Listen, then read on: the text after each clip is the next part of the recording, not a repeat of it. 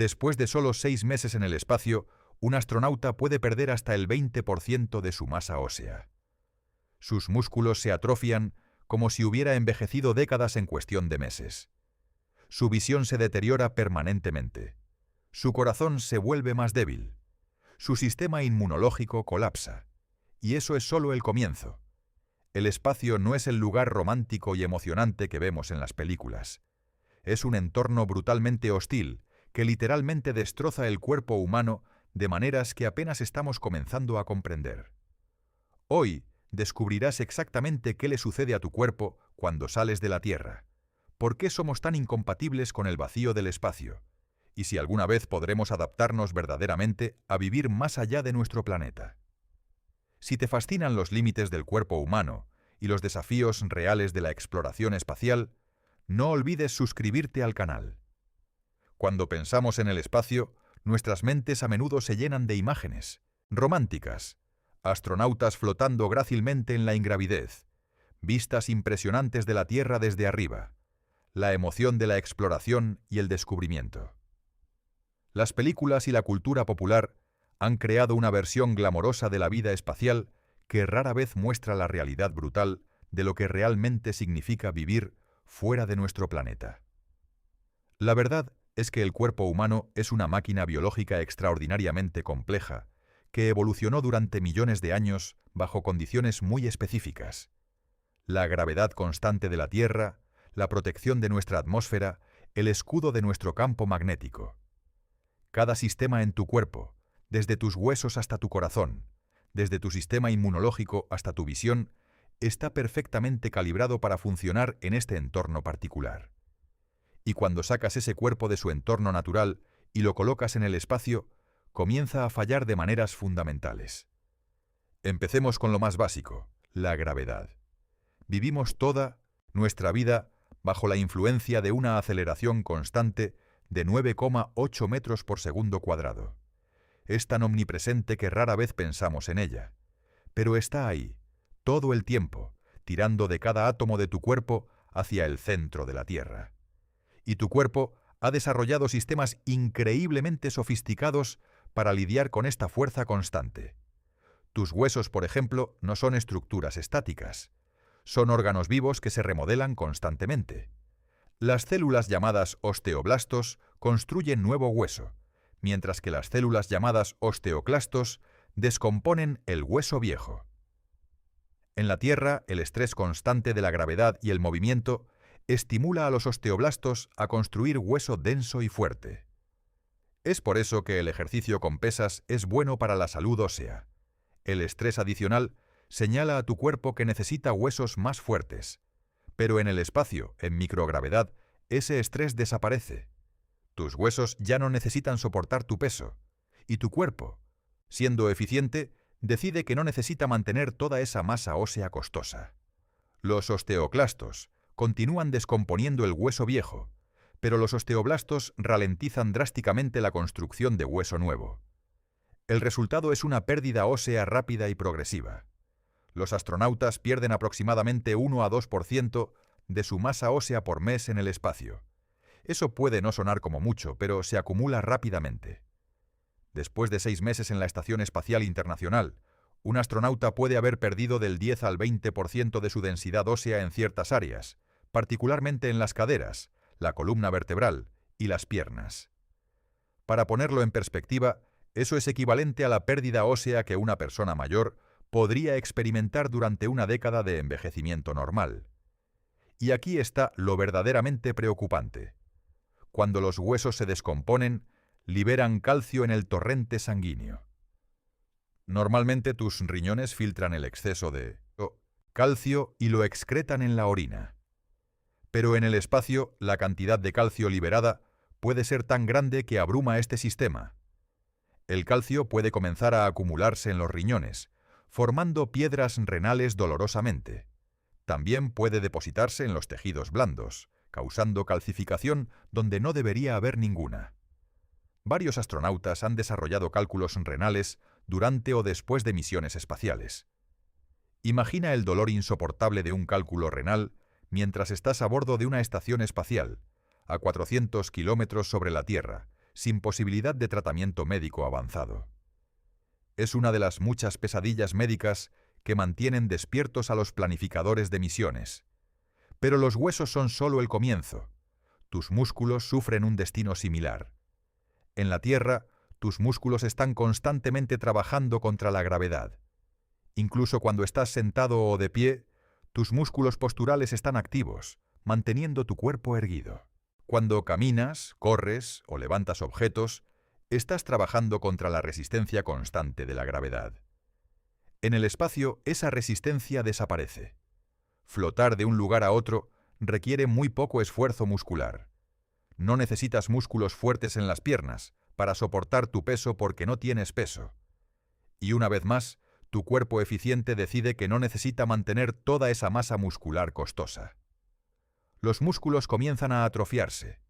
Los astronautas pueden perder hasta el 20% de su masa muscular en solo 5 a 11 días en el espacio. Los músculos más afectados son los de las piernas y la espalda, los que normalmente trabajan más duro contra la gravedad en la Tierra.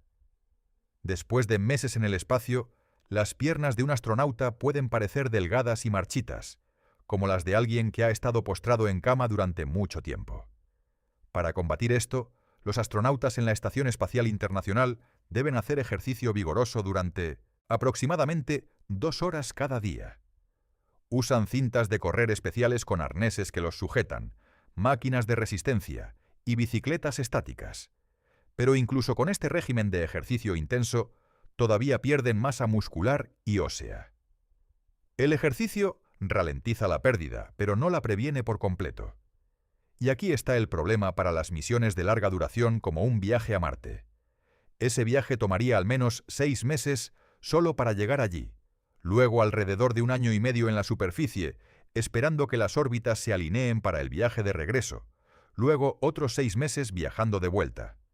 Eso es aproximadamente 3 años. 3 años de pérdida continua de hueso y músculo. Incluso con ejercicio diario, los astronautas que regresan podrían tener huesos tan frágiles y músculos tan débiles que no podrían soportar su propio peso bajo la gravedad de la Tierra. Ahora hablemos sobre el sistema cardiovascular, porque aquí es donde las cosas se ponen realmente interesantes y un poco aterradoras. Tu corazón es un músculo, y como cualquier músculo, responde al estrés y la carga de trabajo. En la Tierra, tu corazón tiene que trabajar constantemente contra la gravedad para bombear sangre desde tus pies hasta tu cabeza. La sangre quiere fluir hacia abajo debido a la gravedad, así que tu corazón y tus vasos sanguíneos han desarrollado mecanismos sofisticados para asegurar que el flujo sanguíneo sea uniforme por todo el cuerpo. Pero en microgravedad, la sangre ya no tiene una dirección hacia abajo. Flota libremente, y debido a la tensión superficial y otros efectos, tiende a acumularse en la parte superior del cuerpo. Esto es lo que causa el síndrome de cara hinchada que ves en las fotografías de astronautas. Sus rostros se ven hinchados y congestionados porque hay más sangre y fluido acumulándose en sus cabezas de lo normal. Tu cuerpo detecta este exceso de fluido en la parte superior del cuerpo y piensa: «¡Oh, tenemos demasiado! Fluido total en el sistema». Así que comienza a deshacerse del exceso de fluido, principalmente a través de la orina. Los astronautas orinan más durante los primeros días en el espacio, mientras sus cuerpos se ajustan. El volumen total de sangre puede disminuir hasta en un 20%. Ahora tienes menos sangre total para bombear y no hay gravedad contra la cual trabajar. ¿Qué hace tu eficiente corazón? Se vuelve más débil y más pequeño. Después de todo, ¿por qué mantener un corazón grande y fuerte cuando no se necesita tanto trabajo? El músculo cardíaco literalmente se atrofia, similar a cómo lo hacen los músculos de tus piernas. Esto crea un problema masivo cuando los astronautas regresan a la Tierra. De repente, tienen un corazón más débil y más pequeño que necesita bombear un volumen de sangre reducido contra la gravedad completa de la Tierra. Muchos astronautas experimentan mareos severos, aturdimiento e incluso desmayos cuando intentan ponerse de pie por primera vez después de regresar. Se llama intolerancia ortostática y puede tardar semanas o meses en resolverse completamente. Hay casos documentados de astronautas que necesitaron ayuda para caminar durante días después de aterrizar. Algunos tuvieron que ser llevados del vehículo de reentrada porque simplemente no podían soportar estar de pie. Y estos son individuos que estaban en condición física máxima antes de su misión, que hicieron ejercicio 2 horas al día mientras estaban en el espacio. Imagina cuánto peor sería después de un viaje de 3 años a Marte. Uno de los descubrimientos más alarmantes sobre los efectos del espacio en el cuerpo humano surgió relativamente recientemente, y tiene que ver con algo que podrías pensar que no tiene nada que ver con la gravedad: tu visión. Resulta que vivir en el espacio puede causar daño permanente a tus ojos de maneras que los científicos apenas están comenzando a comprender completamente. El problema se llama síndrome neuroocular asociado con vuelos espaciales, o SANS, por sus siglas en inglés. Fue identificado por primera vez cuando varios astronautas que regresaban de misiones de larga duración comenzaron a reportar cambios en su visión. Algunos se volvieron hipermétropes, necesitando gafas de lectura cuando nunca las habían necesitado antes. Otros experimentaron visión borrosa que no se corregía completamente incluso con lentes. Al principio, los médicos pensaron que tal vez era solo envejecimiento normal, o quizás fatiga ocular por pasar tanto tiempo mirando pantallas de computadora en la estación espacial. Pero cuando comenzaron a realizar exámenes oftalmológicos detallados, descubrieron algo inquietante: cambios físicos reales en la estructura del ojo. Las imágenes de resonancia magnética mostraron que los globos oculares de algunos astronautas se habían aplanado en la parte posterior. El nervio óptico, que conecta el ojo con el cerebro, estaba hinchado. En 1900, algunos casos, había pliegues en la coroides, la capa de vasos sanguíneos detrás de la retina. Estos no eran cambios menores o temporales. Eran alteraciones estructurales que en algunos casos resultaron ser permanentes. ¿Qué está causando esto? La respuesta tiene que ver con esa redistribución de fluidos que mencionamos antes.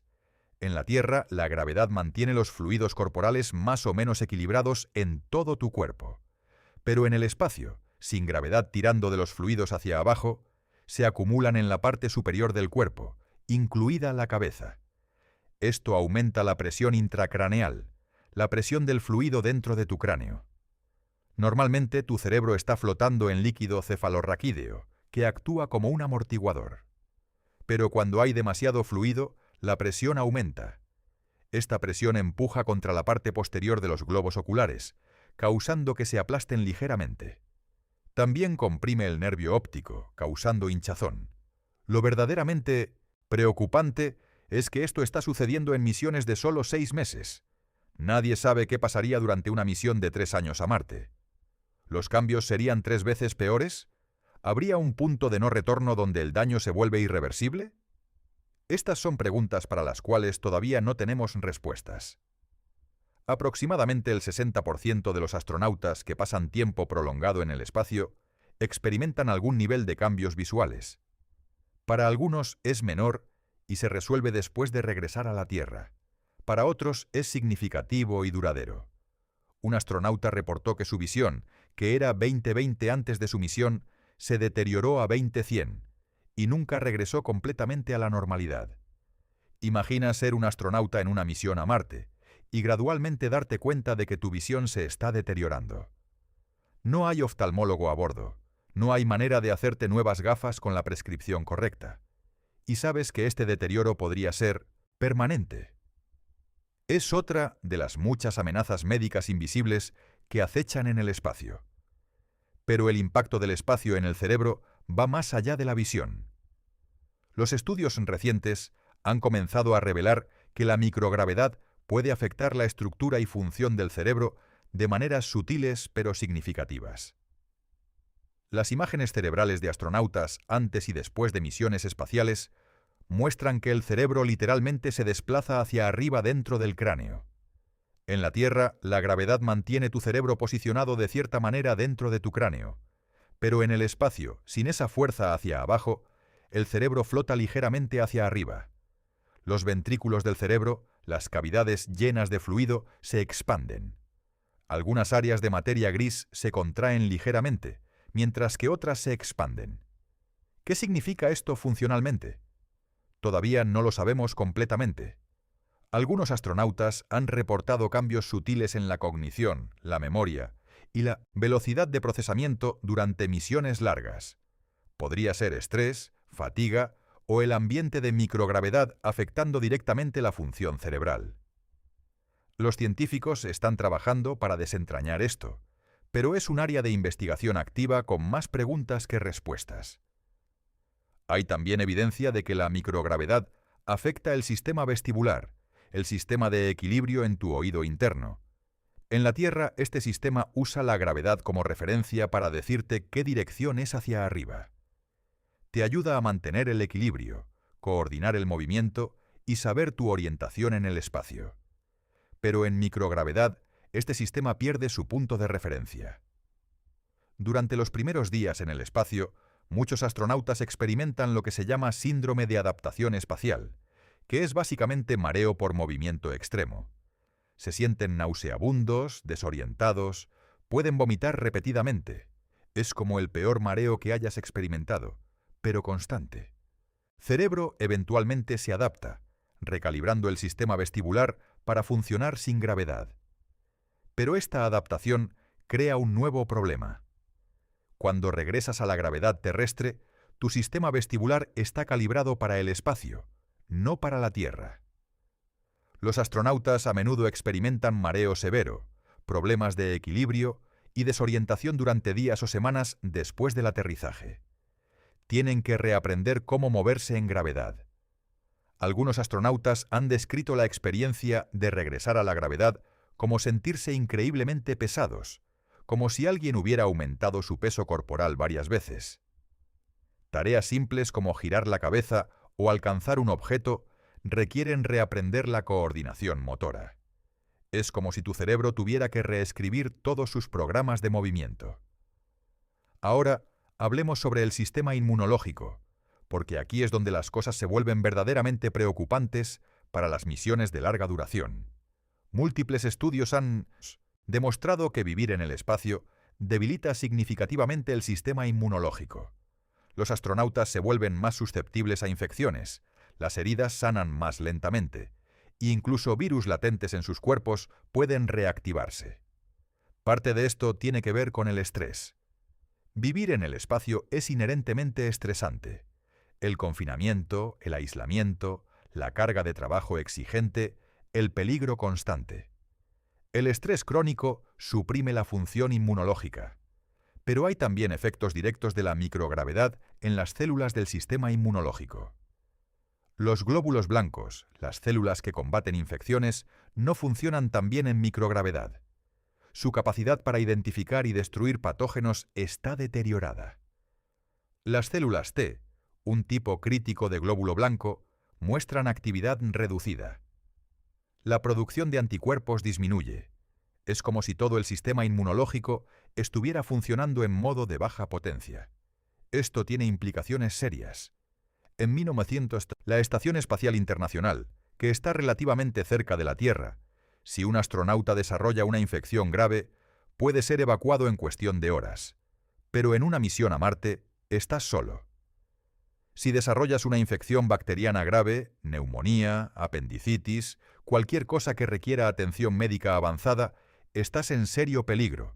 Los astronautas llevan antibióticos y otros medicamentos, por supuesto. Pero los antibióticos se degradan con el tiempo, especialmente cuando se exponen a la radiación cósmica. Y las bacterias en el espacio pueden comportarse de manera diferente que en la Tierra. Algunos estudios han demostrado que ciertas bacterias se vuelven más virulentas en microgravedad, crecen más rápido, forman biopelículas más resistentes. Hay también el problema de los virus latentes. Muchas personas llevan virus como el herpes simple, el virus de Epstein-Barr o el virus de la varicela zóster en estado latente en sus cuerpos. Normalmente, tu sistema inmunológico los mantiene bajo control, pero el estrés y la función inmunológica reducida en el espacio pueden permitir que estos virus se reactiven. Los estudios han encontrado que los virus del herpes se reactivan en más del 50% de los astronautas durante misiones espaciales. Esto puede causar herpes labial doloroso, erupciones e incluso problemas más graves. Y si un virus se reactiva en un ambiente cerrado como una nave espacial, puede propagarse fácilmente a otros miembros de la tripulación. Imagina estar a mitad de camino a Marte, a meses de cualquier ayuda, y desarrollar una infección grave o experimentar una reactivación viral severa. No hay hospital, no hay equipo médico avanzado, solo lo que trajiste contigo. Es un escenario de pesadilla que los planificadores de misiones tienen que considerar seriamente. Hasta ahora hemos hablado principalmente sobre los efectos de la microgravedad en el cuerpo humano. Pero hay otra amenaza en el espacio que es igualmente aterradora y potencialmente mucho más peligrosa a largo plazo: la radiación. Y no estamos hablando del tipo de radiación que obtienes de una radiografía dental o incluso de una tomografía computarizada. Estamos hablando de radiación cósmica de alta energía que puede atravesar metal, plástico y carne como si no estuvieran allí. En la Tierra estamos protegidos de esta radiación por dos escudos naturales increíbles. El primero es la atmósfera. Nuestra atmósfera es una capa gruesa de aire que se extiende aproximadamente 100 kilómetros hacia arriba. Absorbe y dispersa la mayoría de la radiación que viene del espacio. El segundo escudo es el campo magnético de la Tierra, generado por el núcleo fundido de hierro en el centro del planeta. Este campo magnético desvía partículas cargadas del viento solar y rayos cósmicos galácticos. Juntos, estos dos escudos reducen la dosis de radiación que experimentamos en la superficie de la Tierra a niveles muy bajos, aproximadamente 3 milisieverts por año. Para ponerlo en perspectiva, una radiografía de tórax te da aproximadamente 0,1 milisieverts. Una tomografía computarizada podría ser de 10 a 20 milisieverts. Incluso si volaras en un avión comercial durante 100 horas al año, solo añadirías aproximadamente 0,5 milisieverts adicionales debido a la altitud mayor. Pero en el espacio, especialmente más allá de la órbita baja terrestre, donde el campo magnético de la Tierra todavía proporciona algo de protección, estás expuesto a niveles de radiación que son órdenes de magnitud más altos. Los astronautas en la Estación Espacial Internacional, que está en órbita baja, todavía experimentan aproximadamente 150 a 200 milisieverts por año. Eso es 50 a 70 veces más que en la superficie de la Tierra. Pero la Estación Espacial Internacional todavía está dentro del escudo protector del campo magnético terrestre. Una vez que sales de esa protección, como lo harías en un viaje a la Luna o Marte, la exposición a la radiación se dispara. Durante las misiones Apolo a la Luna, los astronautas estuvieron expuestos a aproximadamente 1,2 milisieverts por día. Sus misiones fueron cortas, solo unos días, así que la dosis total fue manejable. Pero un viaje a Marte es completamente diferente. El viaje solo para llegar allí tomaría al menos 6 meses, durante los cuales estarías expuesto a aproximadamente 0,3 a 0,6 milisieverts por día. Eso suma 300 a 600 milisieverts solo para el viaje de ida. Luego pasas aproximadamente 1 año y medio en Marte, donde la radiación en la superficie es aproximadamente 100 veces mayor que en la Tierra. Luego está el viaje de regreso de 6 meses. La dosis total de radiación para una misión a Marte podría ser de aproximadamente 1000 a 1500 milisieverts, quizás más. Para ponerlo en contexto, las agencias espaciales generalmente establecen límites de carrera para la exposición a la radiación de los astronautas.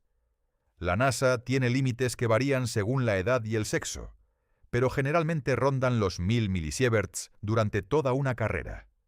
Una sola misión a Marte podría acercarse o exceder ese límite de carrera completa.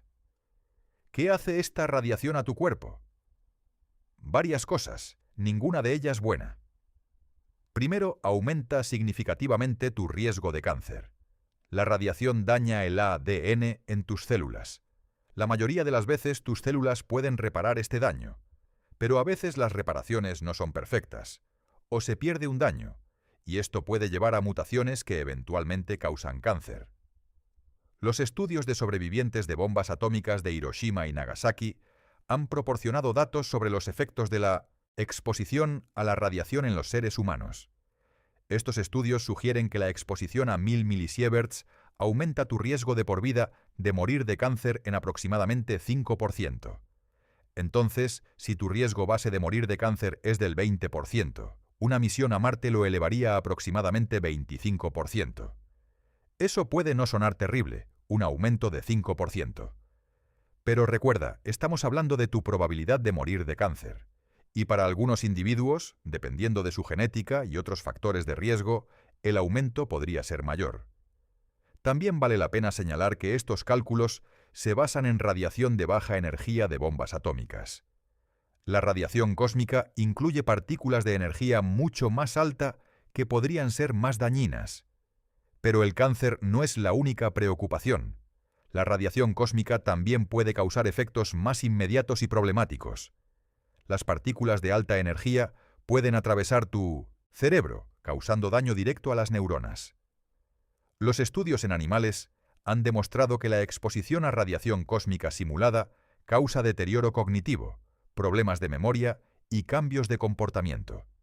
En ratones expuestos a niveles de radiación similares a los que experimentarían los astronautas en un viaje a Marte, los investigadores observaron daño a las neuronas en el hipocampo, la parte del cerebro crucial para la memoria y el aprendizaje.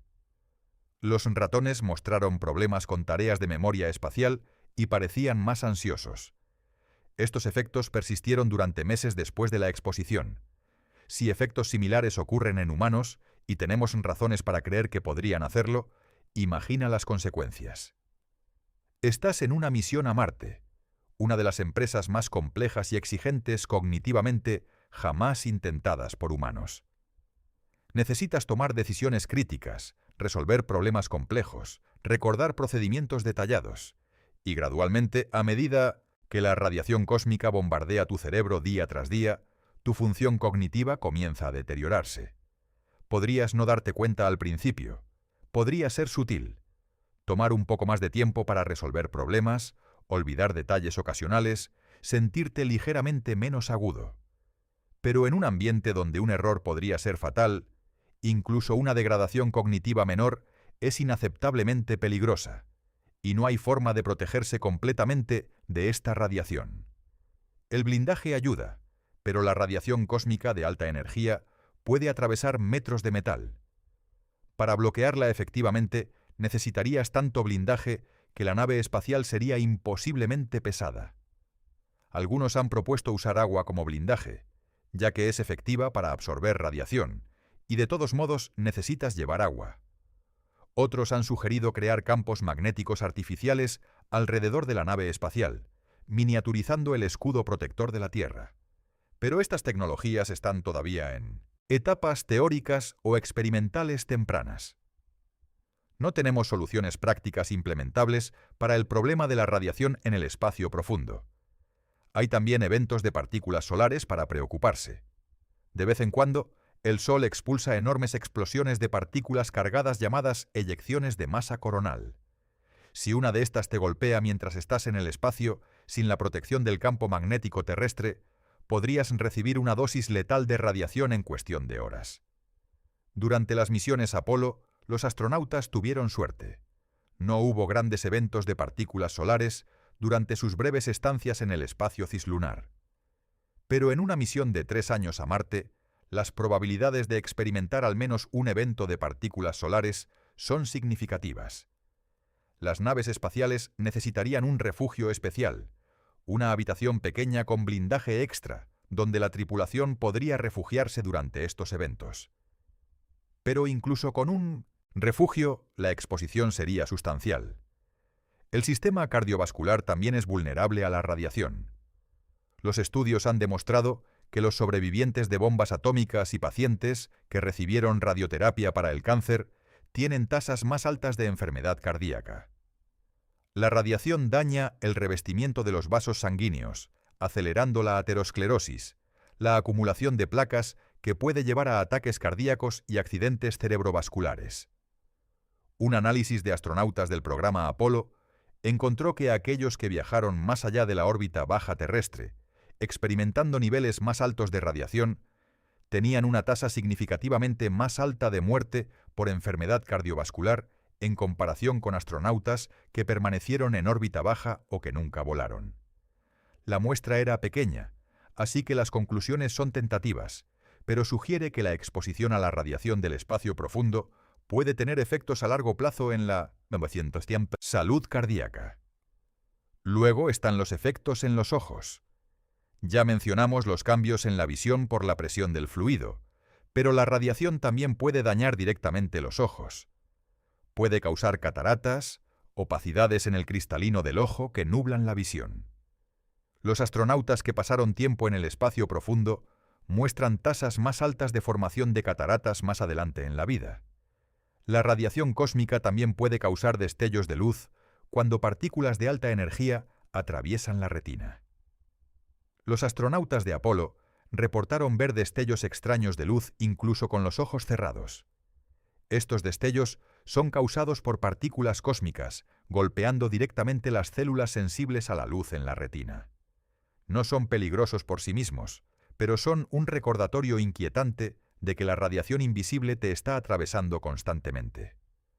Para las mujeres hay consideraciones adicionales. La radiación puede dañar los óvulos, que están presentes en los ovarios desde el nacimiento en un número finito. El daño por radiación a los óvulos podría aumentar el riesgo de defectos congénitos en los niños concebidos después de la exposición. Es una de las razones por las cuales las mujeres astronautas enfrentan límites de exposición a la radiación más conservadores que los hombres en algunas agencias espaciales. Y luego está la pregunta de la concepción y el embarazo en el espacio. Nadie ha quedado embarazada en el espacio hasta donde sabemos, pero si alguna vez vamos a tener colonias permanentes en el espacio o en otros planetas, esto tendrá que suceder eventualmente. Los estudios en animales han mostrado que la radiación cósmica puede causar daños severos al desarrollo del feto, especialmente durante las primeras etapas críticas del embarazo. Ratones expuestos a radiación cósmica simulada durante el embarazo tuvieron crías con múltiples problemas de desarrollo, incluido desarrollo cerebral anormal.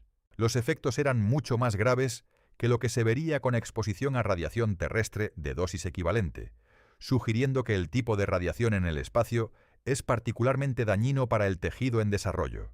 Todo esto pinta un cuadro bastante sombrío de los desafíos de radiación para la exploración espacial de larga duración. No es un problema que podamos simplemente resolver con mejor tecnología o más entrenamiento. Es una característica fundamental del ambiente espacial que presenta riesgos graves e inevitables para la salud humana. Hasta ahora hemos hablado principalmente sobre los efectos físicos del espacio en el cuerpo humano, pero hay otra dimensión igualmente crítica: la salud mental y psicológica. Vivir en el espacio no solo es físicamente exigente, es también psicológicamente devastador de maneras que muchas personas no anticipan. Piensa en el ambiente de una nave espacial o estación espacial. Estás confinado en un espacio increíblemente pequeño, a menudo no más grande que un apartamento de un dormitorio, con las mismas pocas personas durante meses o años. No hay privacidad real. No puedes salir a caminar. No puedes abrir una ventana para respirar aire fresco. No hay cambio de escenario, no hay nuevas caras, no hay escape del confinamiento. La Estación Espacial Internacional tiene aproximadamente el volumen interior de una casa de 5 dormitorios, distribuido en múltiples módulos conectados. Suena razonable hasta que consideras que ese espacio es compartido por 6 personas las 24 horas del día, y gran parte de él está ocupado por equipos, almacenamiento y experimentos. El espacio personal es mínimo. Los astronautas tienen pequeñas cabinas del tamaño aproximado de una cabina telefónica donde pueden dormir y guardar algunas pertenencias personales. Eso es todo su espacio privado. Todo lo demás es compartido. Las áreas de trabajo, el baño, el comedor, las instalaciones de ejercicio. Imagina vivir así no por días o semanas, sino por 6 meses o más. Ahora multiplica ese desafío por un viaje a Marte. La nave espacial probablemente sería aún más pequeña que la Estación Espacial Internacional, debido a las limitaciones de masa. Podrías tener 6 personas compartiendo un espacio no más grande que una casa rodante durante 6 meses en el viaje de ida, luego 1 año y medio en Marte, luego otros 6 meses de regreso. Eso es 3 años de confinamiento extremo. Los estudios de análogos terrestres, experimentos donde personas viven en ambientes aislados y confinados para simular misiones espaciales, han revelado patrones consistentes de estrés psicológico. Uno de los más famosos es el experimento Mars 500, donde 6 voluntarios pasaron 520 días encerrados en un módulo en Moscú, simulando un viaje a Marte. Los participantes experimentaron niveles variables de depresión, ansiedad y trastornos del sueño. Algunos se volvieron cada vez más retraídos y letárgicos. Los conflictos interpersonales surgieron y se intensificaron. Incluso con cuidadosa selección psicológica y apoyo desde el exterior, los desafíos fueron significativos. Y esto fue en la Tierra, donde sabían que podían salir en caso de emergencia real.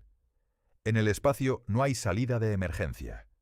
Si desarrollas depresión severa, ansiedad paralizante o tienes una crisis psicológica, estás atrapado. No puedes ser evacuado. No puedes tomarte un descanso del ambiente. Tienes que lidiar con ello o la misión está en peligro. La psicología de estar verdaderamente aislado del resto de la humanidad es difícil de sobreestimar. En la Estación Espacial Internacional, la Tierra es una presencia constante y reconfortante, visible a través de las ventanas. Puedes ver tu planeta natal, saber que toda la humanidad está allí, a solo unos cientos de kilómetros de distancia. Puedes comunicarte con el control de la misión en tiempo real. Hay una conexión continua. Pero en un viaje a Marte, a medida que te alejas de la Tierra, ese punto de referencia reconfortante se desvanece. Eventualmente, la Tierra se convierte en solo otro punto de luz en el cielo, indistinguible de las estrellas. Las comunicaciones adquieren retrasos crecientes, primero minutos, luego decenas de minutos. Para cuando llegas a Marte, hay un retraso de comunicación de 20 minutos en cada dirección. Una conversación simple se convierte en un intercambio de correos electrónicos que toma casi 1 hora. Esta desconexión de la Tierra, lo que algunos psicólogos llaman el efecto de la desconexión terrestre, podría tener profundos efectos en la psique. Los seres humanos son criaturas sociales que evolucionaron en grupos. Toda nuestra psicología está diseñada para la conexión con otros, para sentir que somos parte de una comunidad más grande. Cuando esa conexión se corta, cuando estás verdaderamente aislado con solo un puñado de otras personas, el impacto psicológico puede ser devastador. Luego está el problema de la monotonía. En la Tierra, incluso en los trabajos más rutinarios, hay variedad en tu entorno. Diferentes personas, diferentes lugares, diferentes vistas y sonidos. Pero en una nave espacial es el mismo ambiente día tras día tras día. Las mismas paredes, las mismas caras, los mismos sonidos de los sistemas de soporte vital zumbando constantemente. Los astronautas han descrito esto como mentalmente agotador. La falta de estímulo nuevo, la ausencia de sorpresa o variedad, puede llevar a un estado de embotamiento mental. Algunas personas desarrollan lo que se llama síndrome del tercer cuarto, un período de moral particularmente baja que típicamente ocurre alrededor de las 3/4 partes del camino a través de una misión larga. Es cuando la novedad ha desaparecido completamente, el final todavía parece lejano, y el peso acumulado de la monotonía se vuelve casi insoportable. Las dinámicas interpersonales, en confinamiento extremo, son otro desafío enorme. Cuando estás atrapado con las mismas personas durante meses o años, pequeñas irritaciones se convierten en grandes conflictos.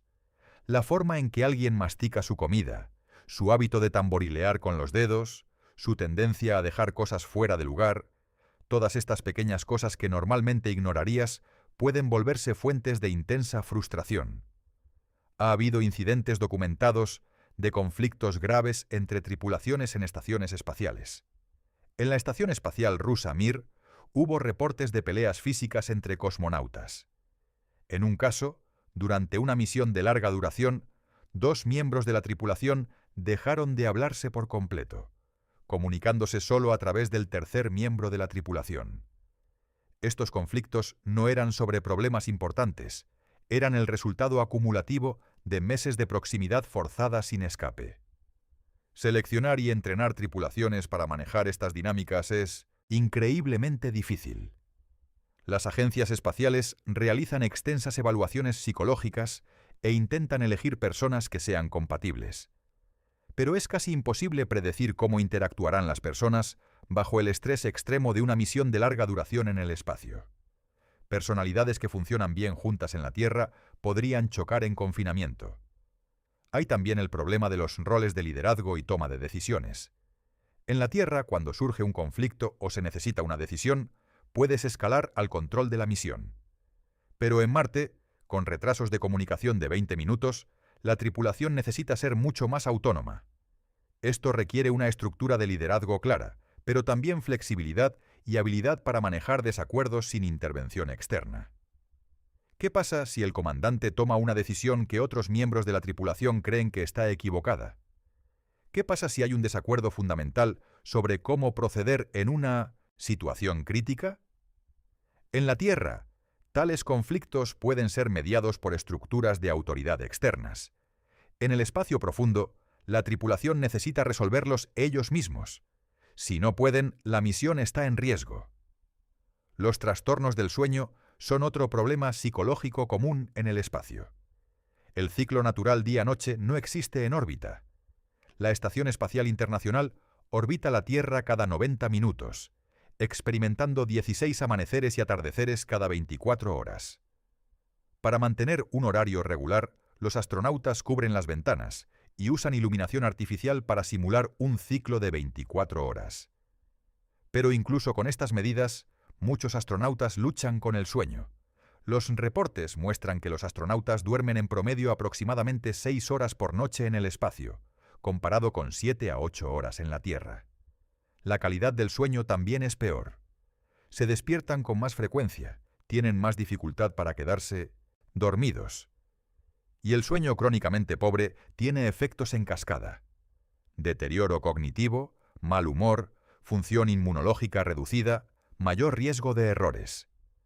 Algunos astronautas recurren a pastillas para dormir, pero estas tienen sus propios problemas. Pueden causar somnolencia persistente, afectar el rendimiento cognitivo y crear dependencia. En una misión donde necesitas estar alerta y capaz de responder a emergencias en cualquier momento, la somnolencia inducida por medicamentos es peligrosa. La falta de conexión con la naturaleza es otro factor psicológico subestimado. Los seres humanos evolucionaron en entornos naturales ricos y diversos.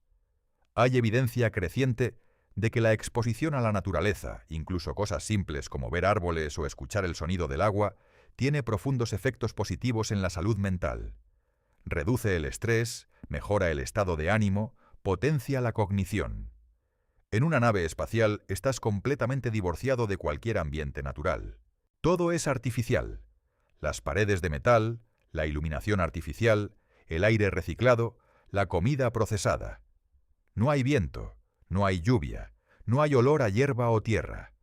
Es un ambiente completamente estéril y fabricado.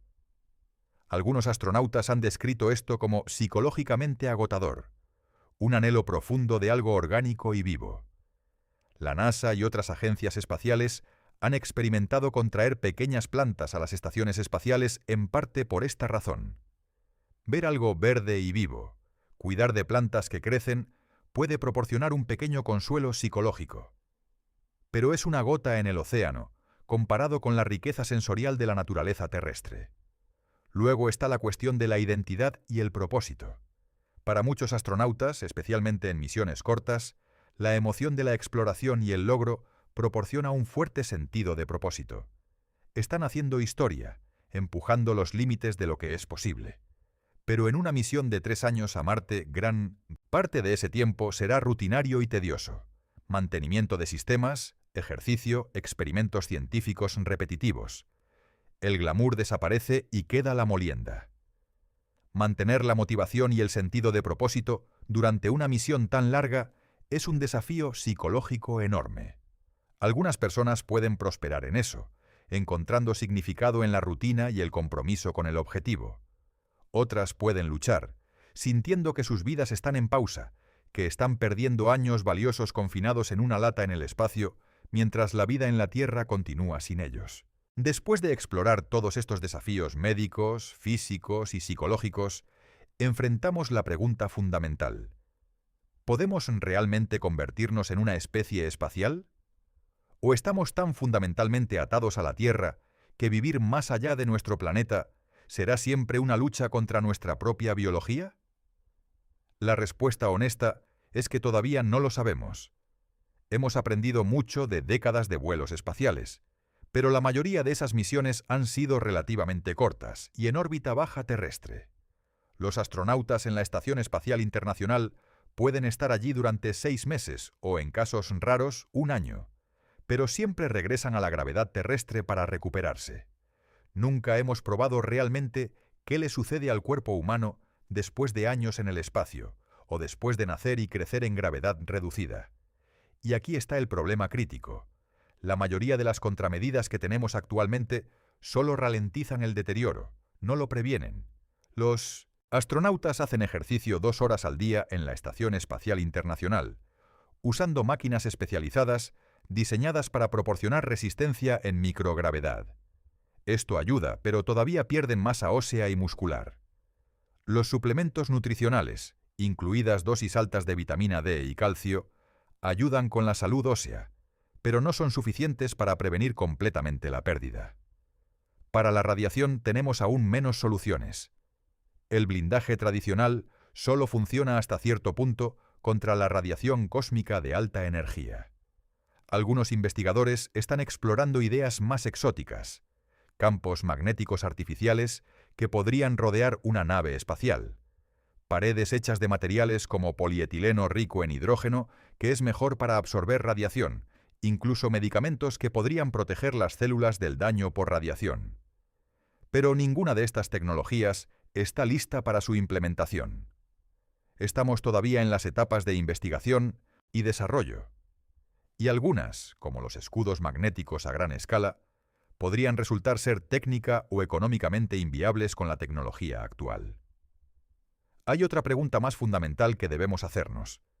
¿Deberíamos intentar hacer que los humanos se adapten al espacio, o deberíamos intentar hacer que el espacio sea más parecido a la Tierra?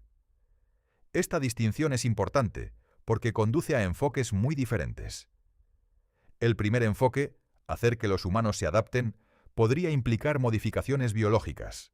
Esto podría variar desde intervenciones relativamente simples, como terapias genéticas que fortalecen los huesos o protegen contra la radiación, hasta modificaciones más radicales, que fundamentalmente alteran la fisiología humana para prosperar en microgravedad.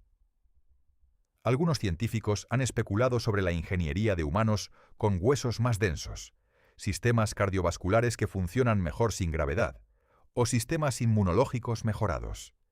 En el extremo, en el 1900 más especulativo, podrías imaginar humanos diseñados específicamente para el espacio, tan diferentes de los humanos terrestres que casi serían una especie separada.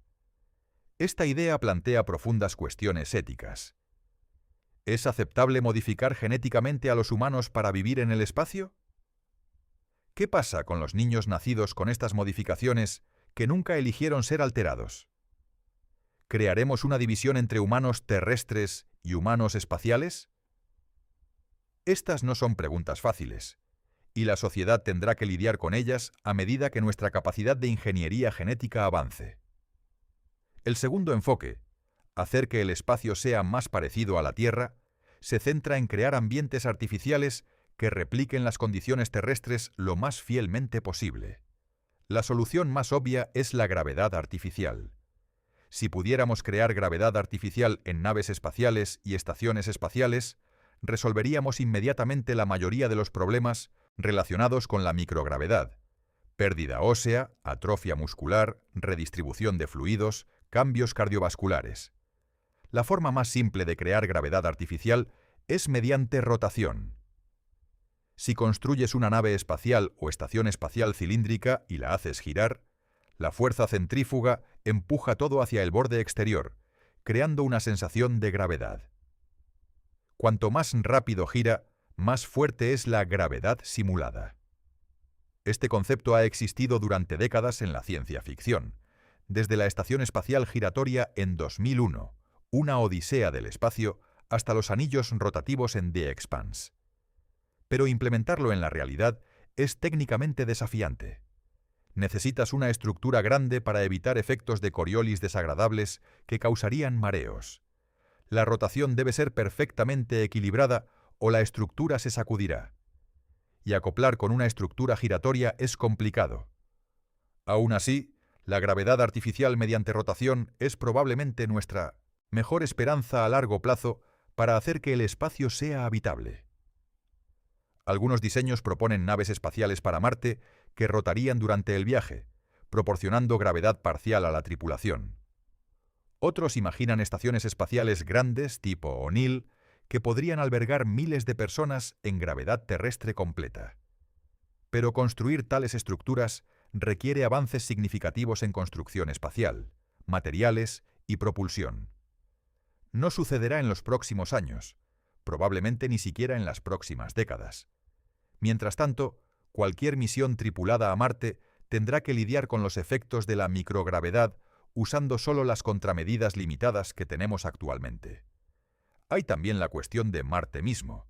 Marte tiene gravedad, pero solo aproximadamente el 38% de la gravedad de la Tierra.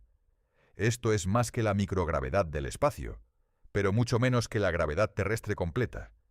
No sabemos realmente qué le hace al cuerpo humano vivir en gravedad marciana durante períodos prolongados. ¿Es suficiente para prevenir la pérdida ósea y muscular? ¿O todavía experimentarías deterioro, solo más lentamente? Los experimentos en animales no han sido concluyentes, porque es difícil simular gravedad parcial en la Tierra. Algunos investigadores han usado centrifugadoras para crear hipergravedad, o han suspendido animales en arneses para reducir el peso que soportan.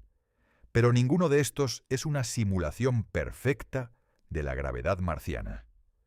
No lo sabremos con certeza hasta que realmente enviemos personas a vivir en Marte durante períodos prolongados.